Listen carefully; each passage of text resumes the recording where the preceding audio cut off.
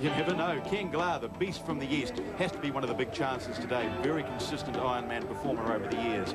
And right on his tail, the winner last year, in fact, twice winner of this event, Ray Browning.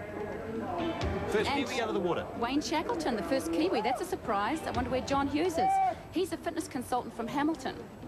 What swim time would Hughes be looking for, seen as the top Kiwi contender? Well, I think John Hughes was looking for a time of around 55 minutes, and that's, well, he shouldn't be too far away. Leslie Fedden, the first woman out of the water, the American, number 150. Good swim from her. Here comes Erin Baker, second Kiwi, and right with her in the green wetsuit, the Australian Jan Wanklyn. They're probably the two to beat in this race. Watch out for Baker and Wanklyn as the race progresses. Erin Baker, 7 times world triathlon champion. Just married Scott Molina 2 weeks ago. What about Erin's swim time today? 57.59, good for her? I'd say she'd be very happy with that swim time. Well, we've seen the first leg this afternoon, the swim, of course. The leader at that stage, Magnus Mikkelsen, the 21-year-old Australian, ahead of Scott Molina, previous winner of this race. The Dutchman, Henry Kynes. First Kiwi out of the water in 6th place was Wayne Shackleton.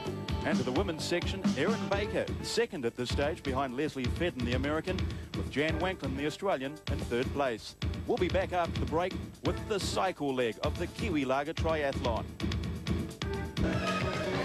Television 3, in association with Kiwi Lager and Air New Zealand, now returns to the Kiwi Lager Ironman in St Heliers.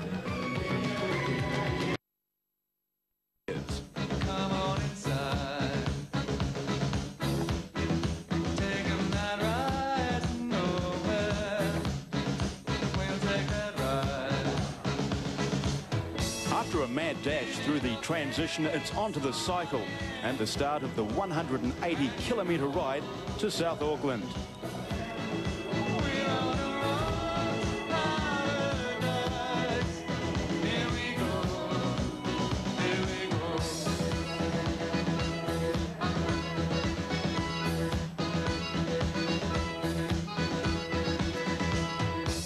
For the cycle commentary is Graham Miller. Graham, how important is it that you're well prepared when you go out for that bike ride?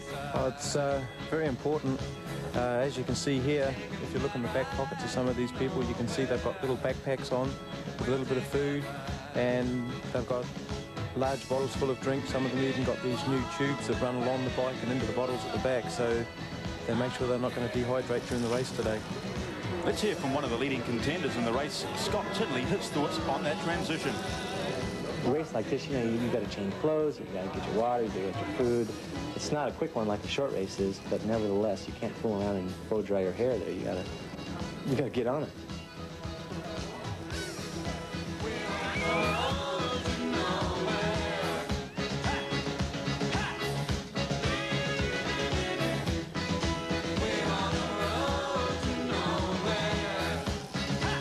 Cyclists now face what's considered to be the toughest bike ride of the Ironman World Series.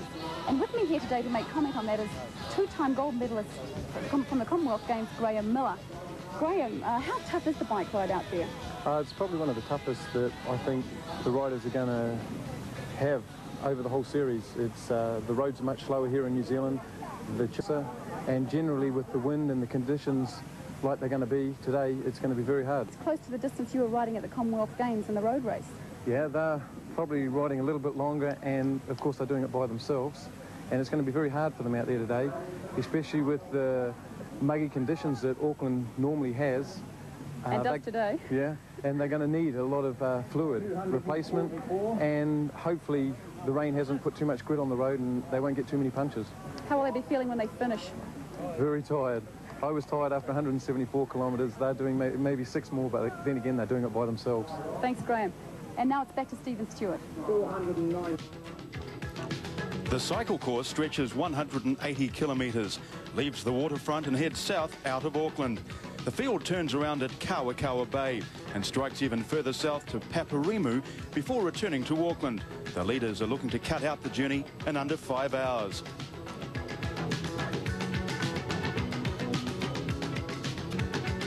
Joining us again is Graham Miller. Now, Graham, if we can take a look at some of these cycling styles. The first one we look at early on in the race is Scott Molina, the American. Yeah, Scott's got a very nice, smooth style. He just rolls along in small gears. looking after himself, so he doesn't waste too much energy during the race. What about the riding style of the Australian? The first man out of the water, of course, was Magnus Mikkelsen. Not much known about him. Pretty expensive style, isn't it? Yeah, he's spending a lot of time out of the seat, wasting a lot of energy. I wouldn't be surprised to see him fade away in the later stages. Ken Glar making progress. Let's hear from Ken Glar, the American, his thoughts on the cycle today. Once I get out on the bike course, I'm going to start racing my own race. Glar wasn't saying much before the race, but many of the leading competitors rate him as one of the men to beat. We see here he pulls alongside Scott Molina. Molina in the red and white, Glar in the very colourful strip alongside him and past. And taking the lead early in this bike race, the Australian Mikkelsen, as we pointed out earlier on, didn't really look like a cyclist, and he was quickly dropped after leading out of the swim. Ray Browning also going well, of course, a two-time winner of the race. Approaching Kawa Bay. Graham, in terms of the course, is there a toughest part of this cycle leg? I think just after they do this turn here in Kawa Bay, they head back up a very vicious climb, which is very taxing. I was actually out on the circuit 3 or 4 days ago. There was actually a lot of grit and stones and loose gravel on this part of the circuit, so I don't know treating them out there, but I think they might be getting a few punches later on.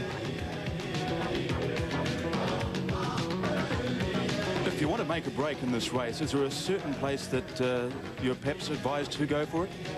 Yeah, I think if I was doing it, I think I'd wait till after Clevedon the second time and then heading out to Para Remu. It's a very tough part of the road, and everybody's kind of not looking forward to heading out there, and it's a good time to make the break because you're in the hills and there's not so much wind in there. Of course, a very quick cycle from Ray Browning, the winner last year. Can we expect the same from him this time around? Yeah, he's looking very good. He's got a very nice style on his bike with these 26-inch wheels.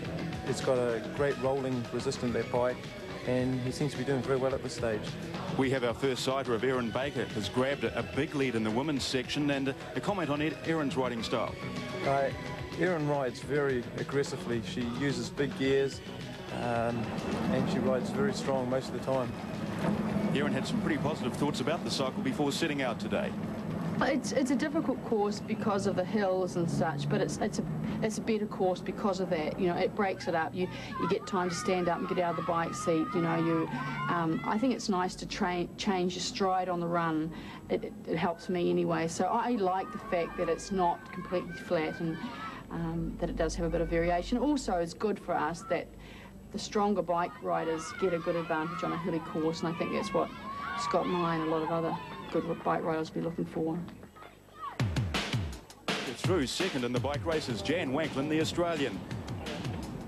Wanklin also putting in plenty of hard work. She was down in the Taranaki for about 6 weeks. Claimed she wasn't doing too much high-pressure work, but we'll find out as the race goes on. But at this stage, Baker opening up quite a handy lead. Graham, the water over the top of the helmet, what's it achieving? It works as a cooling device with the helmets all now being of a polystyrene base.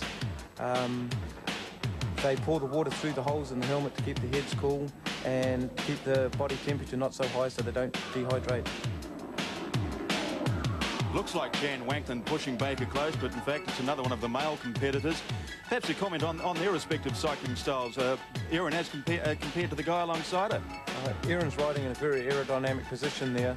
She always spends a lot of time down in the aerodynamic position,